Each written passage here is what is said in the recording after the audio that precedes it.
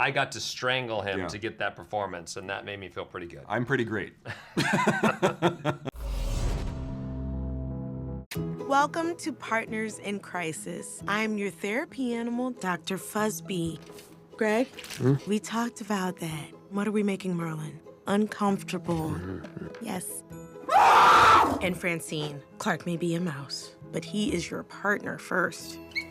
Thank you for teaching me that a group of bunnies is called a fluffle. Yes, I did not know that before Jared wrote that down. I was like, he's very good with research. He spends lots of time typing and figuring these things out. That's the truth. Yeah. I was gonna ask, what's the weirdest piece of like animal trivia you learned during your research where you thought we have to include that in the movie? Oh my gosh. I mean, there's one of them. It's actually in the movie itself. It's an animal fact, a direct animal fact, which is that koalas have 4 thumbs. That's real. We didn't make that up for the story, so I think that's an odd one. I'd say we did find out some very weird things about beavers. Beavers have sort of a natural vanilla scent to them. They have a gland that actually produces this really kind of this nice smelling aroma, and it's used in food and all kinds of things. So that's a weird one. We didn't use it in the movie. I couldn't find a way to use that in a way that would be family friendly. Yeah, so Nibbles is crazy and also delicious. Yeah. So she's, Well, we've been official partners for 1 week. Happy anniversary. And we are functioning fine. Better than fine. And we did sort of save the city, so us being here kind of seems like a huge misunderstanding. Notice how she answered first, did not allow her partner to speak, and taps her foot when she's suppressing discomfort. And observe the source of her discomfort, represented by the disconnected affectation of her emotionally insecure partner.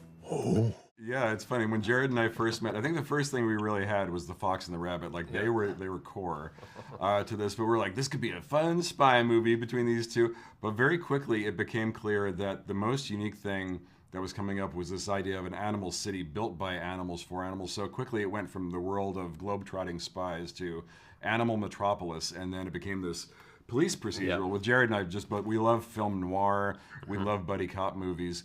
And it really just lent itself to that. And then Nick is sort of the streetwise con artist Fox, and Judy is the tried and true sort of like, Boy Scout kind of. Yes, exactly. It just worked, and that's how it evolved. But it was sort of like day one, when Jared and I first met on that film. We kind of just flipped it and kind of created it from there. And it all came from that research. So it was like looking up those animal facts about vanilla-scented muskrats. Yeah, and I think you kind of get to, in this movie, there is kind of a spy sequence with the gala. And that was really fun. And I got to say, the score by Michael Giacchino really leaned into that.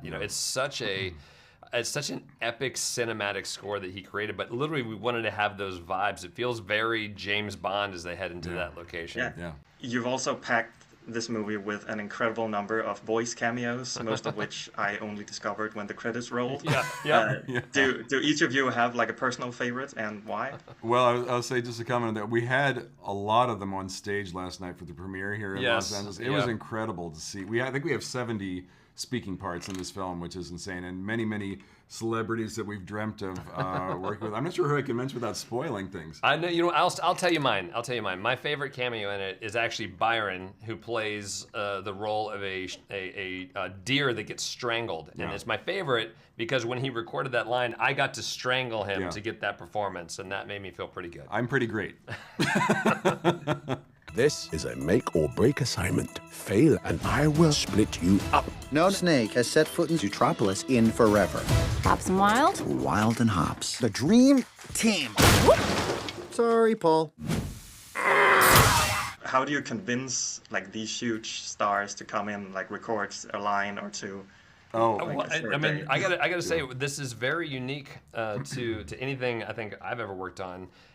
Is that there was a lot of folks that really loved the first film and actually stepped forward and wanted to be in this movie. So usually, to your point, you'd go out and say, "Oh, can you please come and join this story?"